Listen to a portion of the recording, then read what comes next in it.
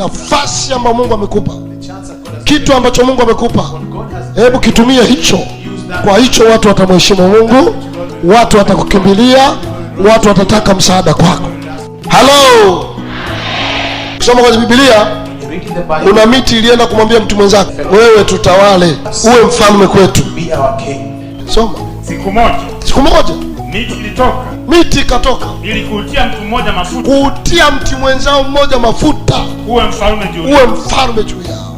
Ikauambia mti mzeituni. Ikauambia mzeituni, tawala wewe juu yetu. Uwe mfalme wewe juu yetu. Lakini huo mzeituni ukasema, ukaiambia, Je, niache mafuta yangu. Niache mafuta yangu ambayo kwangu mimi watu wamheshimu. Watu wanaheshimu Mungu wa wanadamu. Ili niende nikanyonge kwenye miti mingine ninaitawala. Kisha miti ikauambia mtini, njoo wewe utawale juu yetu.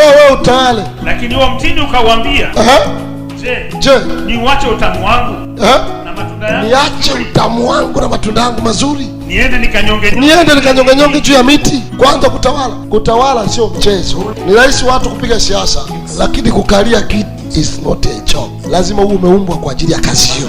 Lazima umeandaliwa, ulizaliwa kuwa hivyo. Hawa wengine walizaliwa kuwa mizeituni. Watu wanamheshimu Mungu. Kwa hiyo nafasi ambayo Mungu amekupa, kitu ambacho Mungu amekupa, hebu kitumie hicho. Kwa hicho watu watamheshimu Mungu, watu watakukimbilia, watu watataka msaada kwako.